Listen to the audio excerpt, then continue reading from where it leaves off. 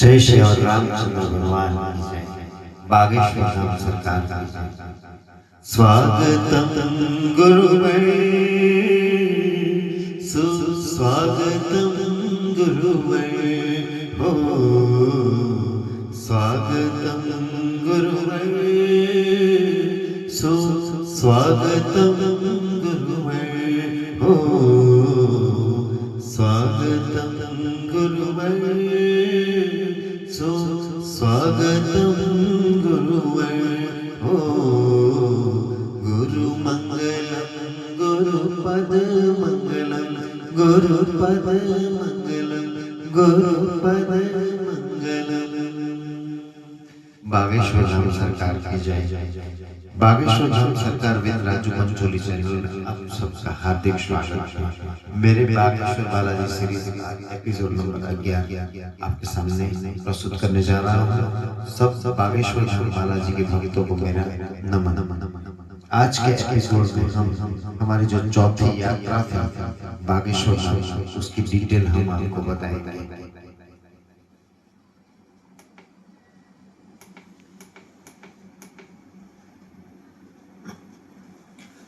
इस चौथी यात्रा बागेश्वर धाम सरकार की हमने शुरू की थी 2 मार्च 2025 को 2024 को 2 मार्च 2024, आज से 1 साल पहले। आज है 2 मार्च 2025। हमने यात्रा शुरू की थी 2 मार्च 2024 को। 2024 में 1 मार्च से 8 मार्च 2024 तक पूरे 8 दिनों पर बागेश्वर धाम पर कन्या विवाह महोत्सव 5वां शुरू होना था और 8वीं मार्च को वहां पर महाशिवरात्रि के दिन 5वां कन्या विवाह महोत्सव, जो कि हमारे गुरुदेव संपन्न करते हैं हर साल।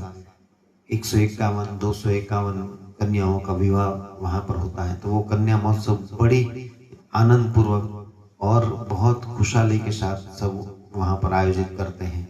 तो हमें 2 चीज़ें वहाँ पर करनी थी चौथी यात्रा में। एक सन्यासी बाबा की साधना, जो कि महासुद 11 को वहाँ होती है हर साल। तो वो शिवरात्रि के पहले दिन अगले दिन होती है और वो हर साल एक ही बार होता है सन्यासी बाबा की साधना। और उसके दूसरे दिन महाशिवरात्रि के दिन ये कन्या महोत्सव होता है। तो हम पूरा ये आयोजन किया हुआ था हमने कि 2 तारीख से हम अहमदाबाद से जाएंगे और पूरा ये कन्या महोत्सव कर संपन्न करके वापस लौटेंगे। तो हम शुरुआत करने जा रहे हैं 2 मार्च 2024 को।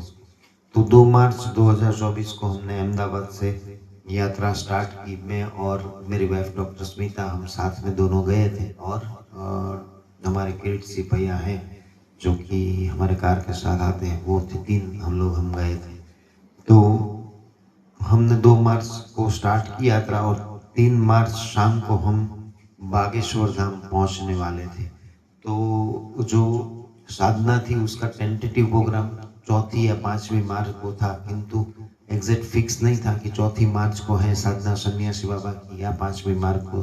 तो हम जैसे ही 3 मार्च को हम पहुंचे बागेश्वर धाम, उससे पहले 30 किलोमीटर दूर छतरपुर आता है। तो हमने ये सोच लिया था कि जो पूजा का सामान है वो छतरपुर से हम लेके जाएंगे। तो एक छतरपुर का वेल नोन वहाँ का दुकान है, वहाँ पर हम पहुँचे दोपहर को और सब चीज़ें जो लिस्ट था हमारे पास वो ले लिया हमने, और फ्रूट भी ले लिया, पान भी ले लें, और पूजा का जो सामान था वो हमने छतरपुर से ले लिया। और शाम को 6 बजे के आसपास 3 मार्च को हम Balaji restaurant and stay house Bageshwar Dham 3 March को हम पहुंच गए थे। तो उसी दिन थके हुए थे तो वहाँ पर रेस्ट किया और हमने जो 4 मार्च को सुबह में अर्ली मॉर्निंग हम निकल गए बालाजी मंदिर के लिए। तो वहाँ पर बालाजी का दर्शन किया, पाठ किया, परिक्रमा की, बालाजी का, महादेव का, सन्यासी बाबा का दर्शन किया, वहाँ पर परिक्रमा भी की हमने। तो उसके बाद वहाँ से जैसे हम मंदिर पे ऊपर जाके दर्शन करके आए तो हमारा पहला काम यह था कि जो 4 मार्च की, जो 5वीं मार्च की जो आयोजित थी साधना सन्यासी बाबा की साधना, वो साधना अलग होती है, गुरु दीक्षा भी अलग होती है और सन्यासी बाबा की साधना भी अलग होती है। उसका भी मैं डिस्क्रिप्शन आपको बताऊंगा कि वो साधना क्या होता है और कैसे ली जाती है। तो हमने वो रजिस्ट्रेशन करवाना था, तो हम डॉक्यूमेंट लेके आए थे। रजिस्ट्रेशन में हमारा आधार कार्ड, आईडी कार्ड और कुछ चीज़ें नहीं चाहिए, किंतु आधार और आईडी कार्ड और फोटो चाहिए। तो वो लेके हम बागेश्वर धाम ऑफिस पे गए और हमने वो रजिस्ट्रेशन साधना का करवा लिया। तो वैसे वो 5 तारीख का जो आयोजन था वो उसी वक्त ऐसा कुछ प्रोग्राम आ गया, तो वो एक दिन डिले हुआ और ऐसी बात हुई कि 6 मार्च को ये साधना होगी और कुल 5,000 लोगों का रजिस्ट्रेशन वहां पर होना था और हो गया था रजिस्ट्रेशन। तो 4 मार्च से वहां पर इंद्रेश्री महाराज की श्रीमद् भागवत कथा का आयोजन था, तो हमें उसमें भी भाग लेना था। तो भागवत कथा जो थी वो गांव के बाहर जहाँ कन्या विवाह महोत्सव हुआ था वहीं पंडाल में बहुत बड़ा स्टेज बनाया गया था और बहुत बड़ा उत्सव भी होना था, तो बहुत बड़ा भव्य आयोजन था। तो हमने वहाँ पर जाना था कथा में दोपहर के बाद। तो सुबह में हमने ये रजिस्ट्रेशन और सब करवाया और बाद में होटल पे जाके फिर से हम दोपहर को निकल गए कथा के लिए। तो जैसे ही हम कथा स्थल पर गए, कथा स्थली पर, तो बहुत भारी भीड़ थी। तो हम सोचने लगे कि यहाँ कैसे जाएंगे। तो अचानक कोई लोग हमें मिल गए रास्ते में। उन्होंने बताया कि मेन गेट से तो एंट्री होगी तो आप स्टेज के नजदीक नहीं पहुंच पाओगे, किंतु साइड में कोई जगह है वहां से आप जा सकेंगे। ये भी एक सन्यासी बाबा की कृपा थी कि हमें कोई मिल गया और ऐसे बताया कि साइड में से आपको अंदर जाना मिल जाएगा। तो जैसे ही हम वहां मैदान पर गए तो वो साइड वाला हिस्सा ही हमारे सामने आ गया और ऐसे वो झुक के हम लकड़े के 2 लकड़ों के बीच में से निकल के हम सीधे कथा के अंदर चले गए। तो जैसे हमने अंदर एंट्री मारी तो हम जो संतों का बैठने का विशेष व्यवस्था था वहां पर ही पहुंच गए और बहुत भारी भीड़ में हमने वो कथा पर वहां बैठ गए, बैठने की जगह मिली और बहुत एंजॉय किया। 4 तारीख को श्रीमद् भागवत कथा, जो कि इंद्रेश जी महाराज आए थे, जो कि गुरुदेव के बहुत करीबी हैं, और बहुत एंजॉय किया हमने उस दिन की, पहले दिन की कथा 4 मार्च को। रात को हम वहां से निकले, वो बीच में खाना वाना खा के रेस्ट करने चले गए फिर से एक बार हमारी होटल पे। 5वें दिन जो कि दूसरे दिन जो कि 5 मार्च का था डेट, उस दिन भी ऐसा था कि भागवत कथा शुरू होनी थी दोपहर को। इससे पहले दरबार लगना था गुरुदेव भगवान का, बागेश्वर धाम सरकार का। तो सुबह में 10 बजे से ही हमें जाना था। तो जैसे ही हम वहाँ पंडाल पे पहुंचे तो मेन गेट से ही सन्यासी बाबा की कृपा से हमें एंट्री मिल गई। तो सुबह में ऐसा था कि शुरू में गए थे तो कोई था ही नहीं वहीं पर वीआईपी में, और कृपा ऐसी बनी कि सीधा हम अंदर पहुंच गए। जैसे ही अंदर पहुंचे तो कुछ लोग आए थे वीवीआईपी, उनमें से 1-2 लोग ऐसे थे कि जो दिल्ली से स्पेशल आए थे, कोई लोग एनआरआई था, 2-4 लोग। तो वो एनआरआई जो बहन थी उनके साथ भी एक एडमिनिस्ट्रेटिव ऑफिसर थे पीएमओ में, वो भी आए थे जो कि दिल्ली से आए थे। तो उनके साथ बहुत अच्छी हमारी पहचान हो गई। तो एक उनका भी हमें बेनिफिट मिला, वो बाद में बताऊंगा। किंतु ये पहचान ऐसी हुई कि हम पूरे दिन साथ में रहे, साथ में कथा सुनी और एक हमारी अच्छी पहचान बन गई, जो कि आगे जाके हमें बहुत हेल्पफुल हुआ ये पूरे प्रोग्राम में। तो आज 12 बजे तक गुरुदेव आए और दरबार शुरू हुआ। तो 3-4 घंटे वो दरबार चला और बहुत हमने एंजॉय किया वो दरबार। वो तो ऐसे ही होता ही है। तो उसके बाद 3 या 4 बजे वहां पर ही हम बैठे रहे थे। अंदर ही खाना कुछ साथ में था वो खा लिया था, कुछ चीजें नहीं, क्योंकि बाहर निकलने की जगह ही नहीं थी। एक बार बाहर निकल जाता तो री एंट्री होना मुश्किल होता है। तो हम पंडाल में ही बैठे रहे और वहां से भी दरबार एंजॉय किया। और उसके बाद हम आ गई थी तो कथा भी सुनने को मिल गई। तो पहले दिन हमने जो भीड़ का सामना किया था तो थोड़ी प्रार्थना भी की थी गुरुदेव को कि भाई हमें कुछ ऐसा मिल जाए कि ये पूरे 5 दिन का प्रोग्राम है तो अच्छी तरह से हम सुन सके कथा और एंजॉय भी कर सके। तो दूसरे दिन से ही हमारी ऐसी भव्य व्यवस्था हो गई कि वीआईपी में हम बैठ गए और अच्छी तरह से कथा हमें सुनने मिली। उसके बाद रात को रूम पे आए और रूम पे रुक गए थे। बाद में 6 तारीख को महावत 11 थी और वो दिन हमारे लिए बहुत इम्पोर्टेंट था, जो कि इस साल 2-3 दिन पहले ही वो महावत 11 संपन्न हुई। पूरा 1 साल हुआ, जो कि वो दिन था सन्यासी बाबा की साधना का। वो सन्यासी बाबा की साधना हमारे भक्ति के लिए बहुत इम्पोर्टेंट रहती है।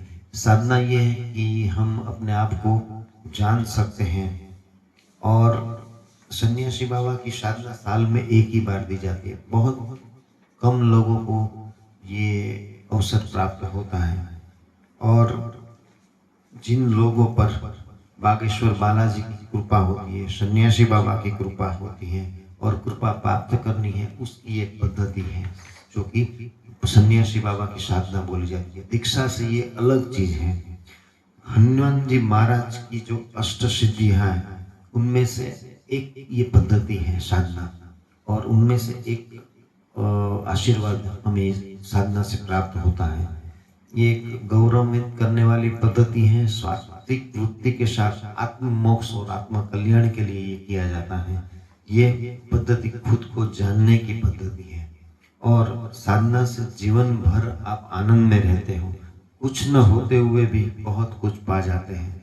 हमारे गुरुदेव ने ऐसा बहुत कुछ चीजें बताई हैं जो आपको YouTube पर सन्यासी बाबा की साधना से पहले जो गुरुदेव ने लेक्चर दिया वो YouTube पर भी आपको मिल जाएगा। किंतु ये चीज अगत्य है कि कुछ न होते हुए भी बहुत कुछ पा जाते हैं लोग सन्यासी बाबा की साधना से। मुस्कुराते जाएंगे, कोई भी जगह पर मुस्कुराहट दे के आप वापस आएंगे। तो ये अपने आप को प्रबुद्ध और बुद्ध करने की ये पद्धति है, और इसमें बहुत कुछ आगे बनने से आप सिद्ध और बुद्ध और दूत भी बन सकते हैं सन्यासी बाबा के। तो इस साधना से आपको दिव्य शक्तियों, महापुरुष, ब्रह्म पुरुष, चेतना पुरुष, ऐसे सन्यासी बाबा का दर्शन भी प्राप्त हो सकता है। और उसमें कुछ एक्स्ट्रा कुछ करने की जरूरत नहीं है। खाली पूजा पाठ है, 5 माला है, मंत्र है, वाचा है, और जो कि हनुमान जी महाराज के 2-4 नियम जो कि है, प्याज, लहसुन, अल्कोहल, मीट, ये सब नहीं लेना है। बाकी उनके मंत्र जाप करना है।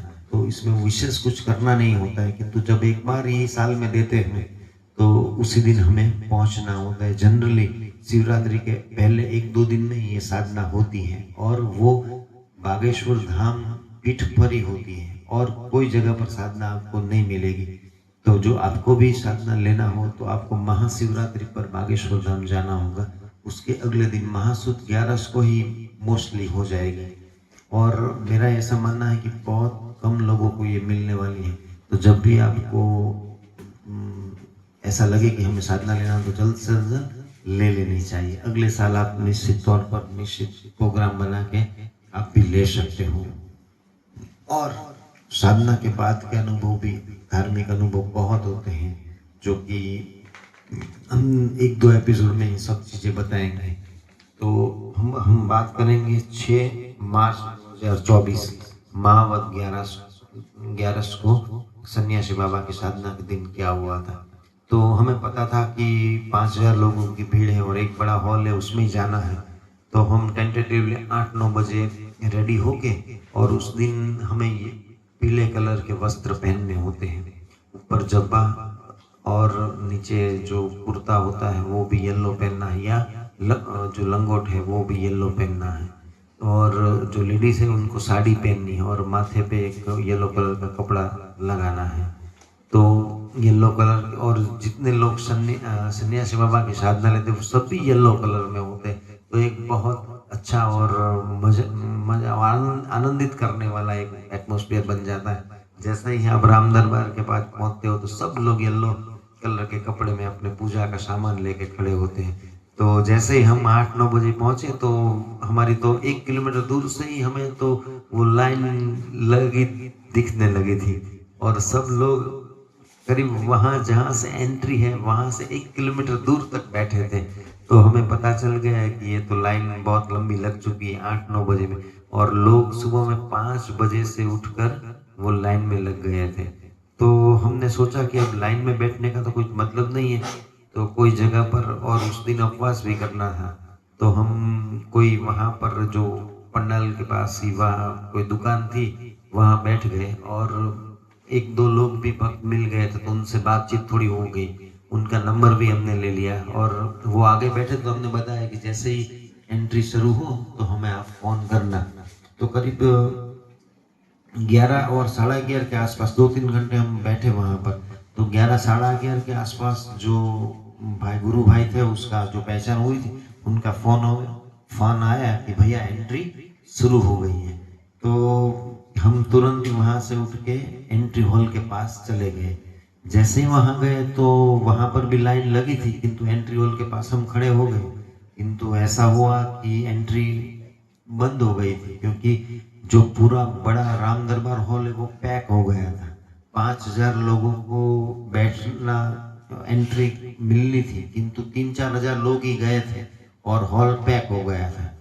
तो लोगों ने बताया कि अब जो दूसरा राउंड होगा उसमें आपकी एंट्री हो पाएगी।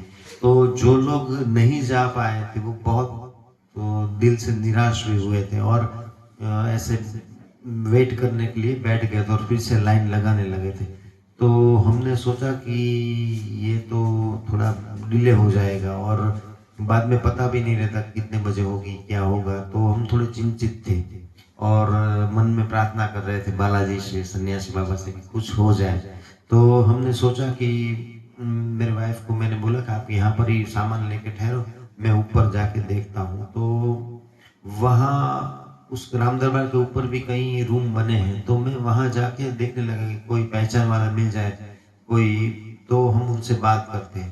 तो ऐसे में हम गुरुदेव के जो सेवादार हैं और गुरुदेव के अंगत हैं, और बागेश्वर बालाजी के एक भक्त हैं जो कि रोहित रिछिया जी, तो मेरे उनसे परिचय पहले तो कभी नहीं हुआ था, किंतु फेसबुक पे हम मिल रहे थे।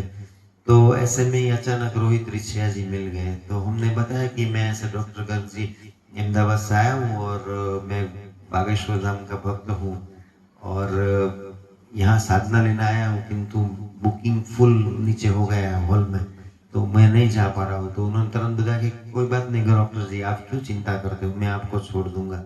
तो ये सब सन्यासी बाबा की कृपा होती है। तो थोड़ी देर में मैंने मेरी वाइफ को नीचे से बुलाया। उसी वक्त ऐसा हुआ कि वो इंद्रेश जी के रूम में से ही बाहर आ रहे थे, इंद्रेश जी ऊपर ही ठहरे थे। तो तुरंत ही मेरी वाइफ को मैंने ऊपर बुलाया, और हमारे साथ कुछ चीजें थी जो हम इंद्रेश जी को दे सकते थे, या ठाकुर जी वहां पर है तो उनको चढ़ाने के लिए प्रसाद के रूप में हमारे साथ लकीली उस दिन थी कोई चीजें। तो जैसे ऊपर गए तो रोहित रिछिया जी ने बताया, वो भी गुरुदेव हैं, तो रोहित रिछिया जी गुरुदेव ने हमें बताया कि आपको दर्शन करना है इंद्रेश जी का। तो हमने बोला कि यस 100% हम करेंगे। तो आप बोले कि पहले आप वो ठाकुर जी का उनका है जो कथा में लेके आते उनके साथ ही थे, तो ठाकुर जी का बहुत प्यार से हमने दर्शन किया, बहुत आनंदित हो गए। वो क्षण बहुत इम्पोर्टेंट थी हमारे लिए। तो ये सब सन्यासी बाबा की कृपा से ठाकुर जी का दर्शन हुआ। इंद्र सिंह महाराज को 5-10 मिनट मिले, बैठे, उन्होंने बहुत कुछ आशीर्वाद दिया, बहुत अच्छी बातें भी बताई 2-4। और बाद में हम रोहित रिछिया जी जो कि मेन एंट्री है हॉल की, वहां से हमें ले गए नीचे, और तुरंत ही हमें वहां पर जो सन्यासी बाबा की साधना थी वहां हमें बैठा दिया। तो ये बात होती है कि हम दिल से जो कुछ चाहते हैं वो बागेश्वर धाम पे मिल जाता है, और हमारी व्यवस्था अपने आप हो जाती है। दर्शन करने की बात हो, गुरुदेव को मिलने की बात हो, बैठने की बात हो, पंडाल में जाने की बात हो, साधना की बात हो, दीक्षा की बात हो, दिल से आपको अर्ज करनी पड़ती है। तो ऐसे हमारा 5,000 लोगों में से जो पहले 3-4 हजार लोग बैठे थे उसमें ही हमारा हो गया। तो वहां पर अंदर बैठने पर थोड़ी विधि, जो आसन था वो आसन बिछाना था, सब चीज़ें जो है फल फ्रूट पानी क्या वो सब चीज़ें वो रखनी है वहाँ पर, और बैठ के जैसे जो इंस्ट्रक्शन मिले उस तरह से करके जाना है। तो करीब 2 बजे के आसपास 11-12 बजे तक हमारी एंट्री हुई थी, 12:30 बजे 2-2:30 बजे के आसपास गुरुदेव की हॉल में एंट्री हुई। और गुरुदेव की उस दिन जो दिव्य आभा थी, येलो कलर में आए थे, येलो कलर के कपड़े पहने हुए थे उन्होंने, गुरुदेव ने, और जब्बा है और सब कुछ येलो पहने थे, माथे पे भी एक येलो कलर का कपड़ा था। तो उस दिन का दिव्य आवाज भी बहुत दिव्य था, आभा भी दिव्य थी, और इतना हमने गुरुदेव का तेज उस दिन था वो कभी देखने को नहीं मिला हमें। किंतु उस दिन जो गुरुदेव आए वो अलग तौर पे आए थे। तो गुरुदेव ने सन्यासी बाबा की साधना क्यों लेनी है उसके ऊपर एक जबरदस्त 1 घंटे के लिए हमें जो बातें बताई वो बहुत इंटरेस्टिंग थी। मैंने बताया पहले ऐसे यूट्यूब पे अभी है साधना के वक्त का 2024 का वीडियो। तो उस दिन हमें वो पूरी डिटेल बताई और साधना की पूरी प्रोसीजर बताई। वो विधि तो 1-आधे घंटे की होती है, नारियल लेके जाना है, सब कुछ 5 लविंग लेके जाना है, तो वो पूरी चीजें साधना की गुरुदेव ने करवा दी। साधना होने के बाद एक हमें वाचा मिलती है और एक मंत्र मिलता है। तो वो वाचा और मंत्र हम आपको डिस्क्लोज यहाँ पर नहीं कर पाएंगे, किंतु उनको रूटीन में हमें यूज करना है। पहले वाचा बोलनी है, बाद में 5 मंत्र की माला करनी है और बाद में वाचा बोलनी है। तो उससे क्या होता है कि सन्यासी बाबा बागेश्वर बालाजी की 40,000 की सेना है। 40,000 सेना में 9,84,000 सिद्ध या दूतों हैं जो सब लोगों का काम करते हैं, सबकी साथ रहते हैं। तो जिस दिन से हम साधना लेते हैं उस दिन से एक सिद्ध जो कि 9,84,000 सिद्धों उनमें से एक सिद्ध हमारे साथ रहता है और हमें गुरुदेव के पास पहुंचाता है, बालाजी के पास पहुंचाता है, ईश्वर के नजीक पहुंचता है। हमें सिद्ध बुद्ध होने के लिए तत्पर रहते हैं, किंतु हमें हनुमान जी के जो नियम है उसको पालन करना है, नीतिमत्ता से जीना है। तो ये सब सिद्धि और साधना का पूरा उपयोग आप अपने जीवन में कर सकते हो। भगवान को पाने की ये चीज है। तो एक सिद्ध हमारे साथ रहता है। तो उस दिन भी ऐसी हमारी जैसे ही वो पूजा पूर्ण हुई तो हमें एक वाचा मिली जो कि सबके लिए एक ही होता है, वाचा और मंत्र। वो सब लेके हम बाहर निकलने वाले थे। उसी दिन एक ऐसा आयोजन था कि बागेश्वर धाम सरकार बागेश्वर मंदिर पर हेलीकॉप्टर से पुष्प वर्षा होनी थी। तो जैसे ही बाहर निकले और हेलीकॉप्टर निकला और बागेश्वर धाम पर पुष्प वर्षा हुई तो बहुत ही रोमांचित और आनंदित करने वाला वो दिन था उस दिन। तो वो सब इंस्ट्रक्शन लिए हमने। और साधना में 2 चीजें ऐसी होती है कि एक होली के दिन और एक दीपावली के दिन, जो कि सन्यासी बाबा को हमें पूजा करनी होती है रात को 9 बजे या 8 बजे से 12 बजे तक में, और मालपुआ की प्रसादी देनी है, पूजा करनी है, आरती करनी है, वो सब डिटेल होती है। तो ये 2 दिन साधना में खास होते हैं, होली और दीपावली का, जो कि हर साधक को हर होली के दिन कोई भी जगह पर दुनिया में वो पूजा करनी होती है, और दीपावली के दिन कोई भी जगह पर दुनिया में हो तो वहाँ उनको ये सन्यासी बाबा का आह्वान करके पूजा भक्ति करनी रहती है। और वो पूजा भक्ति 2-3 घंटे के रहता है। सब मालपुआ और प्रसादी बागेश्वर बालाजी को और सन्यासी बाबा को और उनके दूतों और सिद्धों को प्रसाद धराने का होता है, और सुबह में वो गाय को ले लेने का है। तो ये 2 दिन खास साधना में इम्पोर्टेंट रहते हैं, होली और दीपावली का। और उसमें और कुछ तो आगे होता नहीं है, किंतु उस दिन उपवास रखना पड़ता है। बाकी तो ये साधना की बात हुई। और साधना जिस दिन हमें मिली थी उस दिन हमें रात को 12 बजे तक सोना नहीं था, पूरे दिन उपवास रखना था, और सन्यासी बाबा का दर्शन करना है, जो 5 लविंग है उसको वहाँ पर छोड़ना है। ये सब डिटेल वहाँ पर सन्यासी बाबा की साधना के वक्त बताई जाती है। परिक्रमा करनी है, हनुमान चालीसा करना है, मंत्र करना है। तो ये पूरे 12 बजे तक तो हमें जागना था उस दिन। हम करीब 5-6 बजे के आसपास फ्री हो गए। तो फ्री होके ही हम सीधे बाद में हमें इंद्र की कथा थी वहाँ ही जाना था, क्योंकि 12 बजे तक तो सोना ही नहीं था। तो जैसे ही रूम पे जाते तो सो जाते। तो हमने सोचा कि चलो कथा में ही चले जाते। तो जैसे ही हमारी साधना संपूर्ण हुई तो हम कथा में गए। वहाँ पर भी भारी भारी भीड़ थी। तो हमें लगा कि आज तो एंट्री मुश्किल हो जाएगी, और कथा ऑलरेडी थोड़ी शुरू हो गई थी। तो जैसे ही हम एंट्री में गए तो कोई वहाँ सेवादार था, वो मैंने बोला कि मैं आ सकता हूँ। तो जैसे ही उन्होंने मेरे सामने देखा तो बोले, यार आपको कौन रोक सकता है। तो ये एक साधना की जो पुष्टि थी वो वहाँ पर हो गई। इतनी भारी भीड़ में भी उन्होंने मेरे को कुछ नहीं बोला, और शायद सन्यासी बाबा के सिद्ध और दूत होंगे साथ में। तो उन्होंने ऐसा बोला कि आपको कौन रोक सकता है, और ऐसे ही हमें सीधी वीआईपी में एंट्री मिल गई। तो उस दिन हमने पूरी कथा एंजॉय की, और हमने सोचा कि शायद आज गुरुदेव मिल जाए तो अच्छा है। तो उसी कथा के बाद हम वापस पंडाल के पीछे, जो कि वहाँ गुरुदेव ठहरते हैं और सभी लोगों को मिलते हैं। तो उस दिन कथा में भी बहुत संत महाभूत सब कुछ आए हुए थे। तो जैसे ही कथा पूर्ण हुई तो गुरुदेव सबको छोड़ने के लिए बाहर आते हैं। तो 2 तारीख को जब हम ये यात्रा शुरू की थी, तो मैंने जो हमारी पूजा है उसमें सन्यासी बाबा को एक प्रार्थना की थी कि हम निकल रहे हैं साधना के लिए और ये मैरिज महोत्सव के लिए। तो मुझे ऐसा लगता है कि आप मुझे कोई न कोई जगह पर मेरा हाथ पकड़ के मुझे आशीर्वाद देना या ले जाना गुरुदेव के पास, या ऐसा कि मेरा हाथ पकड़ना पूरी यात्रा में कोई जगह पर। ऐसा पूजा में हमने ऐसे बोला था सन्यासी बाबा को। तो ये बात आज होने वाली थी, वो मुझे तो पता नहीं था। तो उस दिन 6 तारीख को जैसे ही हम पंडाल के पीछे गए तो 2-3 महानुभाव थे, उसको गुरुदेव छोड़ने बाहर निकले। किंतु भीड़ बहुत रहती है, वीवीआईपी लोगों का भी तांता रहता है। तो भारी भीड़ में गुरुदेव उनको पीछे गाड़ी के पास छोड़ने आए। तो जैसे ही वो गाड़ी के पास पहुंचे और उनको छोड़ रहे, तो मैं गुरुदेव के पास था और मेरी वाइफ गाड़ी के उस तरफ, बोनेट के उस तरफ खड़ी थी। तो उनको छोड़ के जैसे गुरुदेव वापस लौटे तो उनका ध्यान मेरी तरफ गया।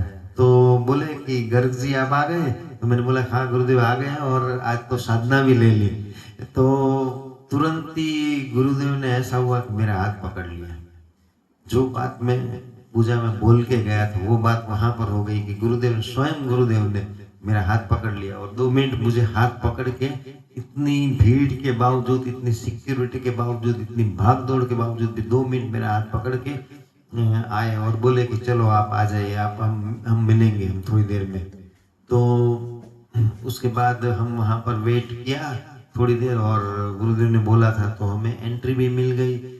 वहाँ पर अंदर बैठे गुरुदेव के पास साक्षात दंडवत प्रणाम किया और आशीर्वाद लिया। तो हमने बोला कि आज हमारी साधना संपन्न हुई। तो गुरुदेव ने आशीर्वाद दिया कि चले बने रहो।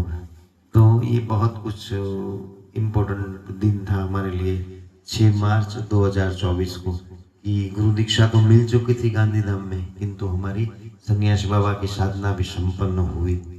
तो उसके बाद रात को थके हुए थे तो 12 बजे तक वहाँ पर बैठे, कथा बथा एंजॉय की। कोई सांस्कृतिक प्रोग्राम था वो भी हमने एंजॉय किया, और रात को 12 बजे हम फिर से होटल पे चले गए। साधना के दूसरे दिन 7 मार्च को हम सुबह में अर्ली मॉर्निंग 7-8-9 बजे के आसपास होटल से निकले, और वहीं पर पंडाल के पास में ही विष्णु पुराण यज्ञ, जो कि शहीदों के स्मरणार्थ में हो रहा था, स्मृति में, और बहुत वो बड़ा आयोजन था। और तो वहाँ पर हमने यज्ञ नारायण की दर्शन किया। वहाँ जो विष्णु पुराण यज्ञ था, वहाँ पंडाल था, वहाँ हमने परिक्रमा लगाई। उसके बाद उसके सामने ही जो कन्या विवाह महोत्सव था, वहीं उसका भी पंडाल था। किंतु 2-3 चीजें और भी थी कि गुरुदेव के जीवन का कोई प्रदर्शन भी लगी थी वहाँ पर, और भक्तों ने बहुत अच्छी तरह से पूरा डिस्क्रिप्शन दिया हुआ था कि गुरुदेव का जन्म कहाँ हुआ, कैसे बड़े हुए और कहाँ तक बागेश्वर धाम को वो लेके गए। तो वो सब चीज़ें, पूरा एक पंडाल बना था और सब फोटोग्राफ वीडियो सब कुछ लगा हुआ था वहाँ। और बहुत अच्छी तरह से वो संपन्न किया, हमने देखा वहाँ पर। तो एक आध घंटा वहाँ पर भी हो गए। इसके बाद एक पंडाल ऐसा लगा था कि जहाँ तक गुरुदेव सब भक्तों ने जो अपने हाथ से पेंटिंग बनाए थे वो वहाँ पर मिल रहे थे और उसकी प्रदर्शनी थी। जिसको लेना है वो ले सकते हो। और जो वहाँ से मिलने वाली राशि थी वो शहीदों के लिए और अन्नपूर्णा के लिए जाने वाली थी।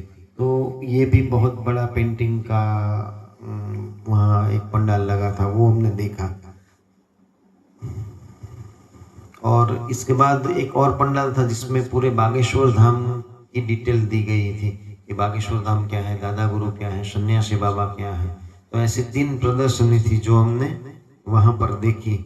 और इसके बाद हम आगे बढ़ते हुए गए तो जहाँ पर जो कन्या विवाह महोत्सव दूसरे दिन था उसका एक महापंडाल लगा था। उसमें जो कन्याओं को गुरुदेव उपचार सामग्री देने वाले थे वो वहाँ पर लगी हुई थी। तो करीब 100 आइटम रहती है, जो एक बाथरूम से टम्बलर से लेके बाइक तक की चीजें वो गुरुदेव देने वाले से। इसमें टीवी, पंखा, फ्रीज, मिक्सर, सोने की बुट्टी, सोने की तिल, सब कुछ गुरुदेव देते हैं। तो वो सब वहाँ पर रखी होती है। रामायण भी होती है और कानो तो एक कृष्ण भगवान की मूर्ति भी दी जाती है और भागवत भी दी जाती है। तो सब चीज़ें वहाँ पर करीब मेरे ख्याल से 2-3 लाख रुपए की चीज़ें जो गुरुदेव इस गरीब कन्याओं को उपहार के रूप में देते हैं हर साल। तो ये सब चीज़ों का एक पंडाल लगा हुआ होता है और बहुत ही व्यवस्थित रूप से आयोजन किया होता है। सब चीज़ें आ जाती हैं, बाइक तक की चीज़ें थी उस वक्त तो। और 151 कन्याओं के लिए, सबके लिए एक ही तरह के बेड, डबल बेड से आते। और आप अपनी बेटी को नहीं दे सकते, इतनी चीज़ें वो गुरुदेव अपने इन कन्याओं को उपहार के रूप में देते हैं। तो उन सबको हमने देखी। और उस दिन कथा का लास्ट दिन था तो हम वैसे ही दोपहर का थोड़ा खाना खा के पंडाल में चले गए और वो कथा एंजॉय की। उस कथा के दरमियान जो कि दूसरे दिन लग्न था तो पिठी महोत्सव भी थी। तो सब संबंधी आए हुए थे गुरुदेव के, जो कि कन्याओं के फादर मदर। तो सबको कन्या भी थोड़ी थी तो उन सबको पिठी भी लगाई गई। गुरुदेव को भी सब लोगों ने पिठी लगाई हल्दर की। और वो कथा का पूर्णाहुति उस दिन हुई। तो वो रात का प्रोग्राम सब चला और बहुत एंजॉय किया। उसके बाद संगीत संध्या भी थी तो वो भी प्रोग्राम शुरू हुआ। तो किंतु पूरे दिन थके हुए बहुत थे तो फिर से एक बार वो 7 तारीख को पूर्ण करके हम होटल पे चले गए।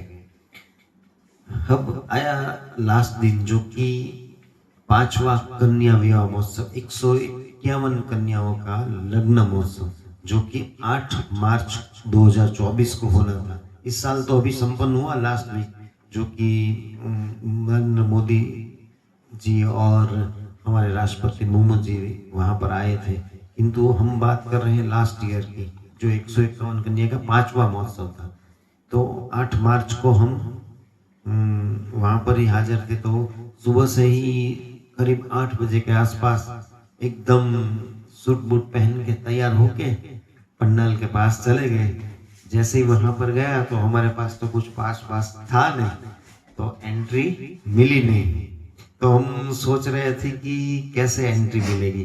तो जो हमने 3 दिन पहले सन्यासी बाबा ने हमारी पहचान कराई थी NRI दीदी की और दिल्ली वाले दीदी की, तो हमारी उनसे बात हुई थी। वो खजुराहो ठहरे थे तो उन्होंने बताया था कि कुछ तकलीफ हो तो मुझे बता देना। तो वहां पहुंच के मैंने वो दीदी को फोन किया तो बोले कि हम रास्ते में ही आ रहे हैं। तो उनका एक विशेष NRI लोगों का कि जो उन्होंने कन्या विवाह में योगदान दिया उनका विशेष पास होता है। तो जैसे उनकी गाड़ी आई तो हमें बुला लिया उन्होंने और उनके साथ ही हमारी एंट्री एनआरआई विभाग में हो गई। तो वो कन्या विवाह महोत्सव भी हमें बहुत अच्छी तरह से एंजॉय किया, पूरा दिन उनके साथ एनआरआई में। तो ये सब सन्यासी बाबा की कृपा रहती है। आपको खाली बोलना होता है कि बाबा ऐसा करना, आपका बेटा आ रहा है। तो अब हम थोड़ी बात करेंगे लग्न महोत्सव में पूरे दिन क्या हुआ। तो करीब 12 बजे के आसपास लग्न के सब 151 जोड़े तो पंडाल में आ चुके थे। उनकी आज्ञा स्वागता जान सब कुछ हो गई थी, तो वो सब पंडाल में आ गए। तो 12 बजे के आसपास गुरुदेव का आगमन हुआ।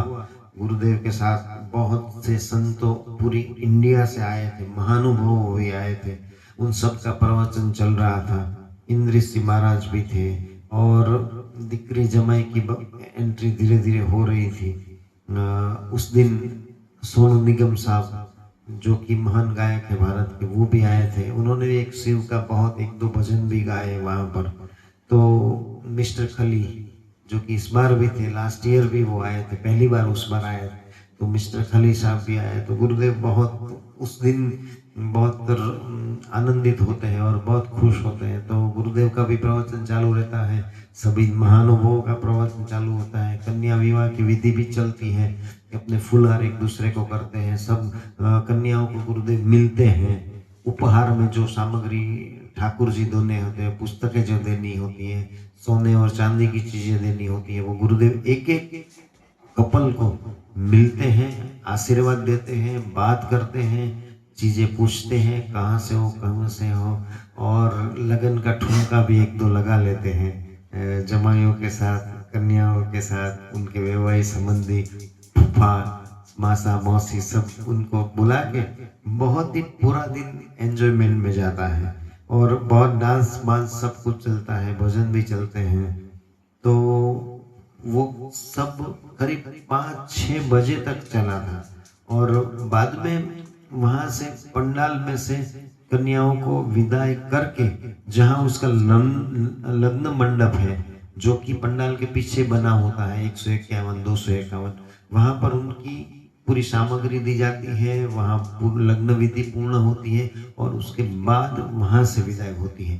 तो मंडप में से करीब 5-6 बजे के आसपास गुरुदेव ने सबको मिल के सब चीजें बांट के उपहार दे के वहां से वो लग्न मंडप के पीछे भेजते हैं। तो करीब वो 6-7 बज चुके थे और जितने भी आमंत्रित थे, मेहमान थे, महानुभाव थे, संत थे, सब उस दिन आए हुए थे। तो उस दिन महाशिवरात्रि थी। और एक बात बताऊं कि उस दिन बागेश्वर धाम में करीब 10 से 12 लाख लोग थे। तो जैसे ही हम सुबह में निकले थे वहां 8वीं तारीख को, वो ये बताना मैं भूल गया बीच में, तो इतनी भीड़ थी मंदिर के पास कि हम रोड क्रॉस नहीं कर पा रहे थे। जैसे पानी का प्रवाह जैसे निकलता है, ऐसा लोगों का प्रवाह प्रदक्षिणा कर रहा था मंदिर के आसपास। तो वो रोड क्रॉस करना हमारे लिए पॉसिबल ही नहीं था, मुमकिन ही नहीं था। इतनी भीड़ हमने कभी पहले देखी ही नहीं थी। 10-12 लोगों का ऑफिशियली वहाँ काउंटिंग हुआ था मोबाइल एक्टिवेशन के जरिए। तो सब डेटा मिला के गुरुदेव ने जाहिरात की कि आज करीब 10 से 12 लाख लोग बागेश्वर धाम जैसे छोटे गांव में उस दिन हाजिर थे। और ऐसे 10-12 लाख लोगों में हमें आगे बैठने को मिला, पूरा विवाह देखने को मिला, संपन्न हुआ, हमने पूरा एंजॉय किया। तो ये सब बालाजी की और सन्यासी बाबा की कृपा है। बाकी हमें कोई वहाँ पहचानता भी नहीं है, कुछ है नहीं हमारी ऐसी, हम वीआईपी भी नहीं है, फिर भी पूरी भक्ति से जो हम बालाजी को वहाँ बोलते हैं, यहाँ बोल के जाते हैं, सन्यासी बाबा को प्रार्थना करते हैं, तो ये व्यवस्था हो जाती है। मेरा अभी तक का इतने बार मैं जा चुका हूँ तो सब बार ऐसा हुआ है कि जैसे ही हमने प्रार्थना की ऐसा हो जाता है। तो गुरुदेव कई बार बोलते हैं आप जिस दृष्टिकोण से आए हो ऐसा आपको मिल जाएगा, ये हकीकत है। आप जिस सोच के साथ जाओगे बागेश्वर धाम, उस सोच का जवाब आपको मिलेगा। आप अपने मन में प्रश्नार्थ करके जाएंगे तो आपका जवाब भी प्रश्नार्थ में रहेगा। आप भक्ति से जाओगे तो आपको भक्ति मिलेगी, आप साधना के हिसाब से जाओगे तो आपको साधना मिल जाएगी। तो जिस दृष्टिकोण से आप बागेश्वर धाम जाओगे, ऐसी कृपा बागेश्वर बालाजी की होती है, ये मेरा संपूर्ण विश्वास है। तो उस दिन महाशिवरात्रि थी, तो हमें महादेव जी का दर्शन तो करना था सुबह से, क्योंकि शिवरात्रि के दिन महादेव का दर्शन नहीं हो तो मजा नहीं आता है। तो हम सोच रहे थे विवाह 8 बजे तक वहाँ संपन्न हुआ, तो हम 8 बजे चले। तो हमने सोचा कि भीड़ तो बहुत होगी, किंतु आश्चर्यचकित ऐसा हुआ हम कि वहाँ पर मंदिर पे बहुत कम भीड़ हो गई थी। तो बहुत अच्छी तरह से बागेश्वर महादेव का शिवरात्रि के दिन हमारा दर्शन हुआ। बहुत अच्छी तरह से बालाजी का दर्शन किया, सन्यासी बाबा का धन्यवाद किया और वो पूरा संपन्न करके होटल पे चले आए। तो ये थी हमारी छठी यात्रा, 5वीं यात्रा बागेश्वर धाम की चौथी यात्रा, जो कि लास्ट ईयर महाशिवरात्रि पे हमारी संपन्न हुई वहाँ। और दूसरे दिन 9 मार्च को 2024 को हम अहमदाबाद के लिए वापस चले आए। तो thank you very much for listening. आप सबको बागेश्वर बालाजी की कृपा आप सब पर बनी रहे, सन्यासी बाबा की कृपा बनी रहे। आप सब बागेश्वर धाम से जुड़े रहे, बागेश्वर धाम जाने का प्रोग्राम करें, सन्यासी बाबा को बोल के जाए, आपकी व्यवस्था आप हो जाएगी। जय सियावर रामचंद्र भगवान की जय, बागेश्वर धाम सरकार की जय, बागेश्वर बालाजी की जय, जय सिया राम।